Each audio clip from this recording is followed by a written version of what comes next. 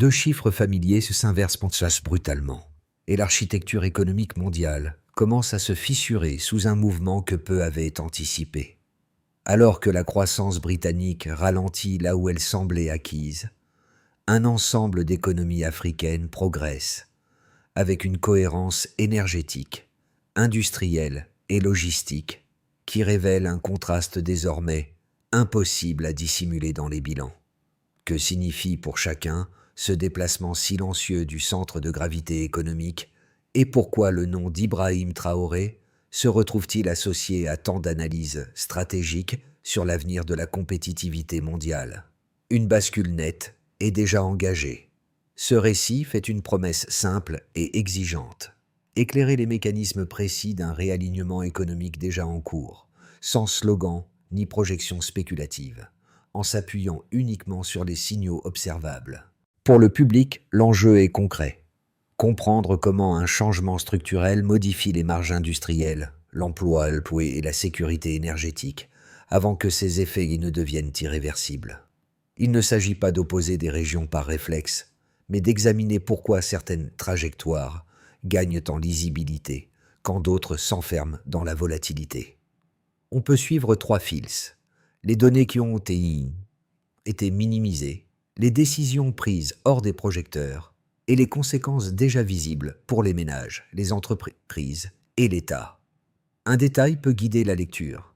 Lorsque l'énergie devient prévisible et la logistique intégrée, l'investissement change de cap. À mesure que ces éléments s'assemblent, une question demeure en suspens. Qui a vu le mouvement venir? Et à quel moment précis l'inertie est devenue un coup stratégique? Le premier signal mesurable du basculement tient en un chiffre que beaucoup ont sous-estimé: la productivité britannique, quasiment figée depuis plus de 10 ans, alors que les coûts énergétiques industriels ont augmenté d'environ 30% par rapport à leur moyenne d'avant-crise. Le second signal est apparu lorsque les flux d'investissement ont commencé à s'infléchir vers le sud, bien avant que les fermetures d'usines au Royaume-Uni ne deviennent visibles dans les statistiques trimestrielles. Pris séparément, ces indicateurs semblaient conjoncturels. Ensemble, ils révèlent une dynamique structurelle. Une économie qui ne renouvelle plus ses fondations industrielles devient vulnérable, tandis que des marchés mieux alignés sur les besoins énergétiques, logistiques et démographiques du XXIe siècle captent progressivement l'élan. Ce contraste n'a pas surgi brutalement. Il s'est installé dans les interstices des décisions différées, des investissements reportés et d'une dépendance énergétique devenue plus coûteuse à mesure que la volatilité s'installait. La crise financière de 2008 avait déjà ouvert des fissures visibles: reprise fragile, recul des investissements manufacturiers, exposition croissante aux importations d'énergie.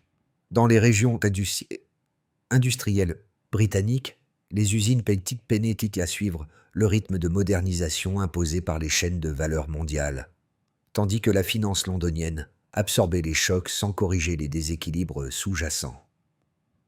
Pendant ce temps, loin des projecteurs occidentaux, un autre récit prenait forme.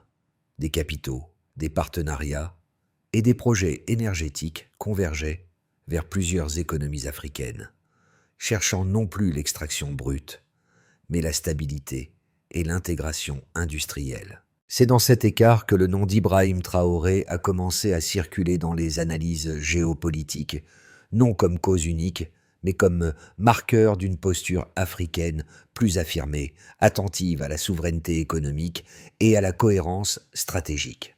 Au fond, ce qui compte, c'est ceci: lorsque l'élan change de camp, les chiffres cessent d'être des anomalies et deviennent des indices directionnels. Pour saisir ce réalignement avant qu'il ne devienne abstrait, il faut suivre ceux qui l'ont ressenti les premiers, loin des graphiques agrégés. Dans le nord de l'Angleterre, plusieurs responsables d'usines décrivent une même séquence.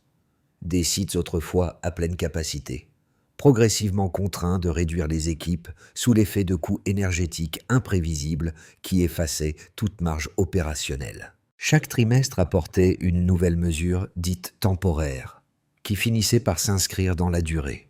À Birmingham, un dirigeant d'une entreprise de pièces automobiles raconte une autre facette du déplacement. Les commandes reculaient non par manque de savoir-faire, mais parce que les chaînes d'approvisionnement mondiales se réorganisaient autour de hubs plus proches des marchés en expansion. La compétitivité ne se jouait plus seulement sur la qualité, mais sur la combinaison énergie, logistique et démographie. Ces acteurs de terrain ont servi de baromètre précoce.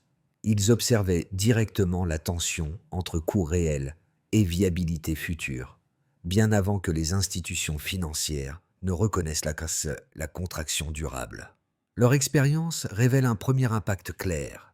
Ignorer les signaux faibles transforme toute adaptation en choc tardif. Le déclenchement n'a pas pris la forme d'une annonce spectaculaire, ni d'une crise unique, clairement identifiée. Il s'est manifesté par une série d'anomalies apparemment isolées. Une facture énergétique qui doublait sans explication durable, une usine chimique contrainte de suspendre ses opérations aux heures de pointe, un fabricant annonçant des licenciements qualifiés de temporaires. Pris séparément, chaque événement semblait gérable. Ensemble, ils dessinaient déjà un changement de régime. Très vite, ces signaux se sont accumulés. Alors que l'inflation persistante pesait sur les ménages britanniques, les industries énergivores perdaient progressivement la bataille de la compétitivité. Les aciéries réduisaient leurs effectifs. Les ateliers mécaniques ne pouvaient plus absorber la volatilité des prix de l'électricité. Les chaînes d'approvisionnement se tendaient, chaque décision de réduction préparant la suivante. Le récit officiel de la résilience commençait à céder la place à celui de la survie. Le point de montée en tension est survenu lorsque plusieurs multinationales ont cessé de considérer le Royaume-Uni comme un point d'ancrage naturel. Le mouvement n'a pas ressemblé aux crises industrielles classiques. Il y a eu de rupture brutale, mais une succession de déplacements. D'abord la logistique, ensuite certaines lignes de production, puis les centres d'assemblage. Les conseils d'administration évoquaient des marchés plus dynamiques, une énergie plus prévisible, des perspectives de croissance plus claires ailleurs. L'avantage historique britannique s'effritait par glissements successifs. Dans les coulisses, le climat changeait. Les investisseurs décrivaient désormais l'économie britannique comme un environnement de faible croissance et de forte volatilité. Des comparaisons autrefois jugées excessives apparaissaient dans les rapports d'analystes. La livre se dépréciait, renchérissant les importations. Les banques resserraient leurs conditions de crédit. Les entreprises faisaient face à un marché intérieur affaibli et à des coûts structurels instables. Les décisions prises devenaient irréversibles avant même d'être pleinement reconnues publiquement. Le point culminant est arrivé avec les fermetures d'usines de grande ampleur. Dans plusieurs régions industrielles, des milliers d'emplois ont disparu en quelques mois. Des infrastructures entières perdaient leur raison d'être. Ce qui avait été présenté comme un ajustement conjoncturel prenait soudain la forme d'un retrait définitif. Les chiffres contredisaient les narrations institutionnelles, et les choix industriels ne laissaient plus de place au retour en arrière. Pendant ce temps, à plusieurs milliers de kilomètres, une dynamique inverse s'intensifiait. Des économies africaines structuraient des corridors énergétiques et industriels, développaient des projets renouvelables offrant une prévisibilité recherchée par les investisseurs, et ouvraient des zones économiques modernes. C'est dans ce contexte que le nom d'Ibrahim Traoré apparaissait de plus en plus fréquemment dans les analyses géopolitiques, non comme un déclencheur unique, mais comme le symbole d'un continent qui avançait selon une logique d'accélération assumée. Le contraste était désormais complet. Pour éclairer ce réalignement, on peut d'abord regarder la productivité britannique, utilisée ici comme référence. Depuis plus d'une décennie, elle évolue autour d'un plateau quasi stable, sans retrouver la trajectoire ascendante observée dans d'autres économies avancées. Dans le même temps, le coût de l'énergie industrielle a connu une hausse d'environ 30% par rapport à sa moyenne d'avant-crise, créant un écart que les gains d'efficacité n'ont pas permis d'absorber. Le constat est net, une référence stagnante face à une charge structurellement plus lourde. Ensuite, une autre donnée traduit les conséquences directes de ce déséquilibre. Les fermetures ou suspensions d'activités dans les secteurs énergivores ont augmenté d'environ 20% sur les dernières années. Ce chiffre ne décrit pas une vague cyclique, mais une tension durable dans le tissu industriel. Chaque fermeture réduit non seulement la production immédiate, mais fragilise les écosystèmes locaux, les sous-traitants et la transmission de compétences. L'écart est clair. D'un ajustement ponctuel, on est passé à une contraction enracinée. Enfin, un troisième repère concerne les flux d'investissement. Une part significative des capitaux productifs s'est progressivement redirigée vers des marchés offrant une énergie plus prévisible, une logistique intégrée et une démographie favorable. Cette translation n'est pas liée à un choc unique, mais à une série de décisions rationnelles prises par les entreprises pour sécuriser leurs marges futures. Elle marque le glissement d'un centre d'attractivité vers des écosystèmes jugés plus lisibles sur le long terme.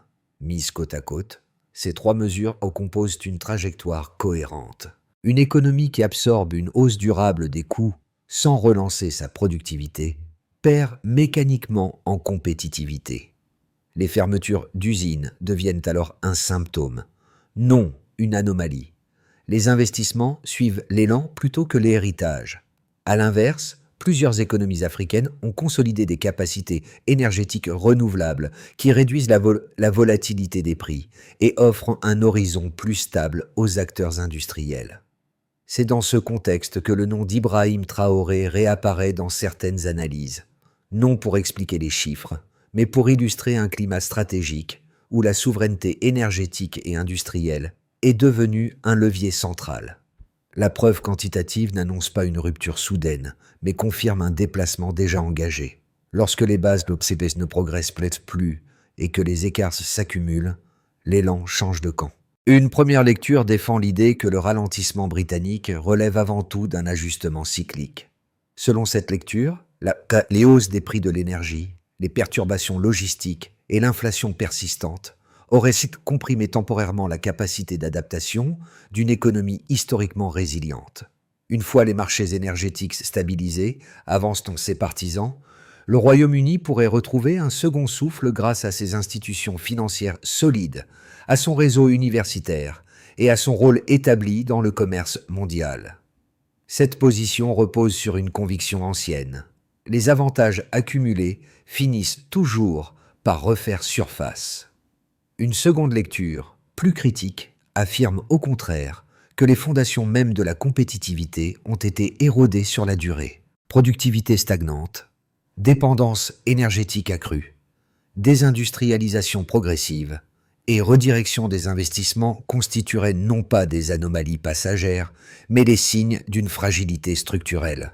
Dans cette perspective, les fermetures d'usines et la perte d'attractivité ne sont pas appelées à s'inverser spontanément, car elles résultent d'un alignement défavorable de coûts, de logistique et de démographie. La réfutation émerge lorsque l'on observe les tendances sur plusieurs années, plutôt que les variations à court terme. Les données montrent une accumulation de choix différés et d'alertes minimisées qui ont réduit la marge de manœuvre industrielle britannique, tandis que d'autres régions consolidaient leurs leviers. C'est ici que la comparaison devient éclairante. Là où le Royaume-Uni ajuste défensivement, certaines économies africaines avancent donc de manière offensive en structurant énergie et infrastructures. Dans plusieurs analyses géopolitiques, la figure d'Ibrahim Traoré est évoquée comme un symbole de cette posture affirmée, non comme une cause unique, mais comme l'indicateur d'un climat stratégique différent. Ainsi, la thèse la plus solide n'est ni celle d'un simple creux conjoncturel ni celle d'un effondrement irréversible, mais la reconnaissance d'un réalignement profond.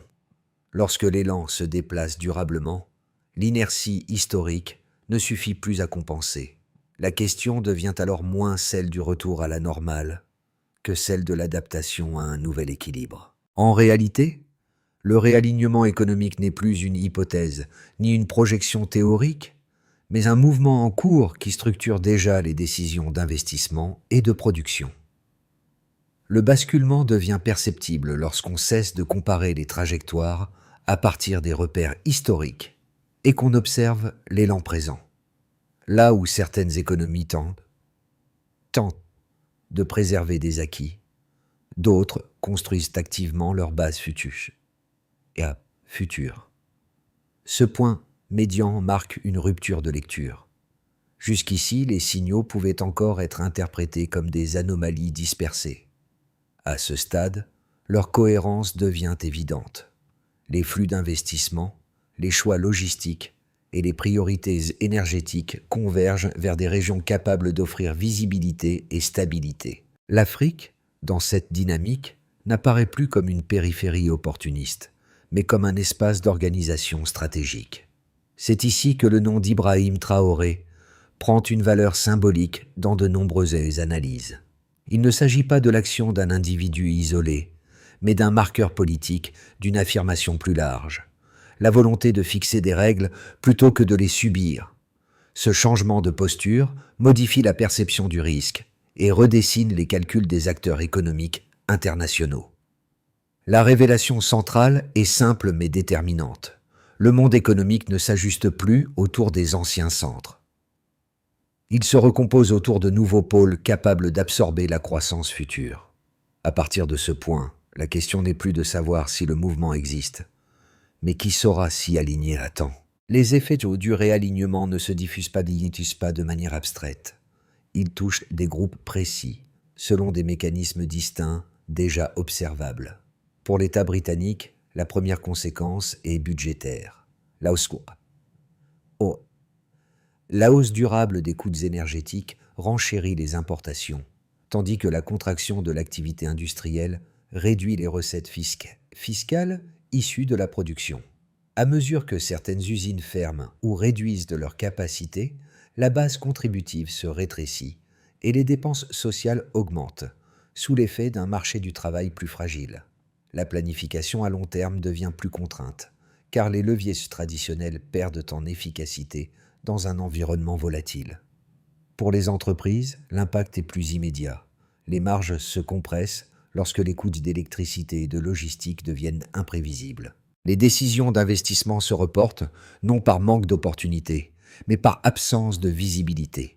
Certaines firmes choisissent de déplacer des segments de leur chaîne de valeur vers des régions où l'énergie est plus stable et les infrastructures mieux intégrées. Dans ce contexte, la concurrence ne se joue plus seulement sur l'innovation ou la qualité, mais sur la capacité à sécuriser des conditions de production lisibles sur plusieurs années. Les ménages ressentent le réalignement de manière diffuse mais persistante.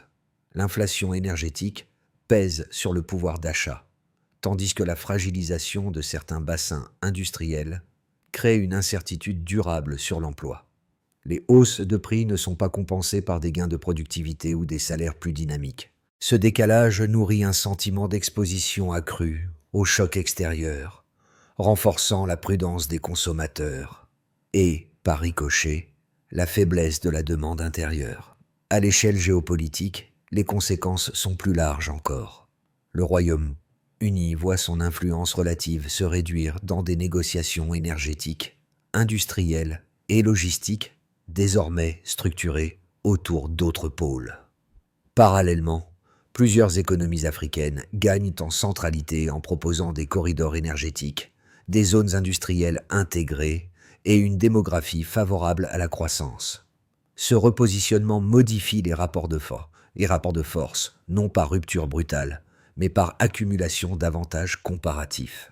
C'est dans cette lecture que le nom d'Ibrahim Traoré apparaît régulièrement comme un symbole analytique. Il incarne, dans de nombreux commentaires stratégiques, une posture africaine plus assertive, attentive à la souveraineté économique et à la capacité de négociation. Là encore, il ne s'agit pas d'un facteur unique, mais d'un indicateur d'un climat où les règles du jeu sont de plus en plus discutées et redéfinies. Pour les 4 groupes, États, entreprises, ménages et systèmes géopolitiques, la conséquence commune est claire. L'ancien équilibre ne structure plus les décisions. Les trajectoires se dessinent désormais autour de la prévisibilité énergétique, de la cohérence logistique et de l'élan démographique. Lorsque ces éléments se déplacent, les impacts cessent d'être théoriques et deviennent des contraintes quotidiennes. Une première trajectoire, la plus probable si rien ne change radicalement, prolonge les dynamiques actuelles sans rupture majeure. Les prix de l'énergie cessent d'augmenter, mais demeurent élevés et volatiles. les entreprises britanniques limitent les réductions d'effectifs sans relancer pleinement la production, faute de visibilité suffisante. Les investissements étrangers se stabilisent à un niveau inférieur à celui d'avant-crise, tandis que la demande intérieure reste sous pression. L'économie évite la récession franche, mais s'installe dans une zone d'ajustement permanent où chaque décision vise à contenir les pertes plutôt qu'à créer de nouveaux moteurs. Une deuxième trajectoire, plus favorable, suppose une clarification rapide des priorités énergétiques et industrielles. Des mécanismes ciblés réduisent que la volatilité des coûts, certaines infrastructures logistiques sont débloquées et des partenariats internationaux offrent des corridors plus stables. Quelques entreprises renoncent se sont alors à délocaliser, d'autres rapatrient des segments précis lorsque la rentabilité redevient lisible. La croissance reste modeste, mais la base manufacturière cesse de s'éroder. Dans ce cadre, la trajectoire ne s'inverse pas totalement, mais l'économie retrouve une capacité d'entraînement suffisante pour regagner du temps. Une troisième trajectoire, la plus dégradée, prolonge l'incertitude. Les coûts énergétiques demeurent imprévisibles, les flux d'investissement poursuivent leur redirection et les fermetures d'usines s'étendent à d'autres secteurs. Les ménages, déjà contraints, réduisent encore leur consommation, affaiblissant la demande intérieure. Le Royaume-Uni perd progressivement sa place dans plusieurs chaînes de valeur, tandis que d'autres régions absorbent la croissance mondiale. Cette trajectoire devient auto-renforçante, car chaque retrait réduit la capacité de rebond futur. Une règle traverse ces trois hypothèses. L'incertitude coûte plus cher que l'effort d'adaptation. Si les priorités ne sont pas clarifiées rapidement, la trajectoire se décide par défaut, sous la contrainte des marchés, plutôt que par choix stratégique. À ce stade, la question clé n'est pas de prédire l'avenir, mais d'identifier quelles décisions conditionnent encore la marge de manœuvre à court terme. Pour les travailleurs des secteurs exposés, le réalignement se manifeste d'abord par une perte de lisibilité. Les décisions d'entreprise deviennent de plus fréquentes et plus difficiles à anticiper. Restructuration partielle, gel des recrutements, redéploiement vers d'autres régions. Cette instabilité ne tient pas à une crise ponctuelle, mais à une transformation des conditions de compétitivité qui réduit la visibilité sur plusieurs années. Le quotidien professionnel se réorganise autour de l'adaptation plutôt que de la projection. Pour les dirigeants de petites et moyennes entreprises, l'impact est stratégique. La volatilité des coûts énergétiques et logistiques complique la fixation des prix, fragilise les marges et retarde l'investissement.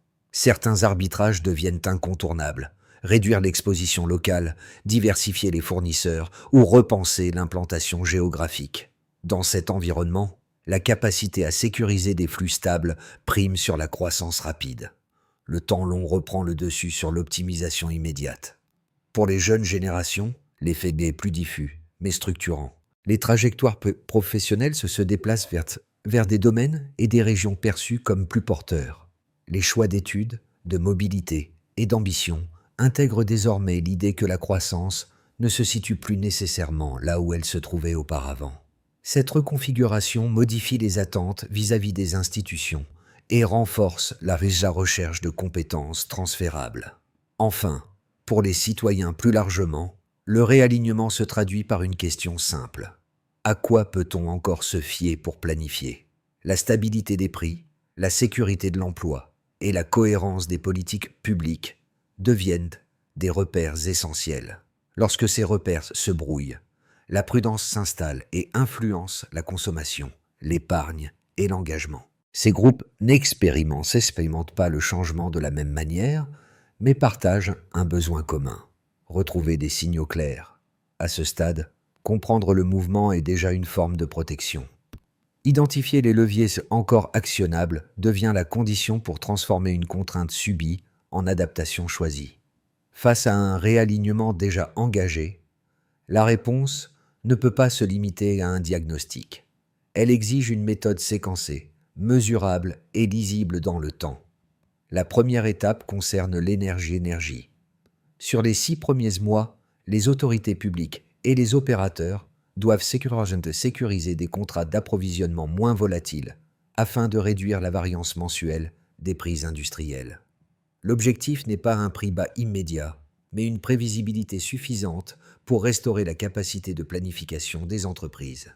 Ensuite, il faut consolider la base productive. Entre 6 et 9 mois, les ministères économiques et les acteurs privés doivent identifier des segments industriels compatibles avec l'infrastructure existante et capables de générer de la valeur ajoutée. Le critère de réussite n'est pas l'annonce de projet, mais l'arrêt mesurable de l'érosion de l'investissement productif. À ce stade, stabiliser devient déjà un progrès. Puis, la logistique doit suivre. Sur un horizon de 9 à 12 mois, ports, réseaux de transport et plateformes numériques doivent réduire les goulets d'étranglement. Le repère est simple. Diminuer le temps de transit et le coût unitaire afin de restaurer une compétitivité fonctionnelle dans les chaînes de valeur. Sans fluidité logistique, toute stratégie industrielle reste théorique. Après cela, les compétences doivent être réalignées. Universités, techniques, centres de formation et entreprises doivent réaligner les cursus vers les besoins industriels émergents avec un indicateur clair, l'insertion professionnelle rapide. Former sans débouché visible alimente le décalage générationnel déjà perceptible. Enfin, la diplomatie économique devient déterminante. Négocier des partenariats énergétiques et industriels équilibrés devient central. Dans plusieurs analyses, la posture affirmée associée à des figures comme Ibrahim Traoré est citée pour illustrer l'importance de la clarté stratégique. Fixer des priorités, puis les exécuter sans ambiguïté. La feuille de route ne garantit pas le succès, mais elle redonne une direction. Sans exécution disciplinée, aucune trajectoire ne se redresse durablement. Ils avaient été parmi les premiers à sentir le déplacement, bien avant que les courbes ne l'admettent. Dans les ateliers du nord de l'Angleterre, ces responsables d'usines évoqués plus tôt observaient déjà au quotidien l'écart grandissant entre les coûts réels, les marges qui s'effritaient et les promesses de reprise qui ne se matérialisaient pas. Leur expérience, longtemps peu perçue comme locale ou circonstancielle, résonne aujourd'hui comme un avertissement précoce. Les grandes bascules commencent rarement par des annonces spectaculaires. Elles naissent dans le silence de décisions répétées. Ce motif éclaire aussi l'autre versant du récit. Pendant que certains attendaient un retour à la normale, d'autres construisaient activement un futur différent. Dans plusieurs analyses géopolitiques, le nom d'Ibrahim Traoré revient comme un symbole de cette attention stratégique. Voir les signaux avant qu'ils ne deviennent évidents, puis agir avec constance. Il ne s'agit pas d'un homme providentiel, mais d'une posture qui refuse l'inertie. Entre les usines qui réduisaient leurs équipes et les capitales africaines qui structuraient leurs infrastructures, la bascule s'est opérée sans bruit. Elle n'a pas surpris ceux qui regardaient Candro de près. Elle a déstabilisé ceux qui s'appuyaient sur l'héritage. La phrase qui demeure est simple et lourde de sens. Ignorer les signaux précède toujours la perte. Le réalignement décrit ici dépasse largement une opposition entre régions ou modèles économiques. Il interroge la manière dont une société lit les signaux faibles, hiérarchise ses priorités et accepte, ou non, de remettre en cause des certitudes anciennes. Les chiffres, les fermetures d'usines et les flux d'investissement ne sont que des manifestations visibles d'un mouvement plus profond. La capacité à se projeter dans un monde où les repères se déplacent plus vite que les institutions. Dans cette transition, aucune réponse n'est strictement individuelle. Les choix publics influencent les marges privées. Les décisions d'entreprise façonnent les trajectoires de l'emploi. Les attentes des citoyens pèsent sur l'orientation collective. Comprendre le mécanisme du basculement devient alors un préalable au dialogue, non une conclusion figée. C'est pourquoi la discussion importe autant que le diagnostic. Partager ces analyses, les confronter à d'autres lectures, permet d'identifier plutôt ce qui mérite attention. Dans plusieurs débats stratégiques, des figures comme Ibrahim Traoré sont citées, non pour clore la réflexion, mais pour rappeler qu'une posture claire peut changer la perception du possible.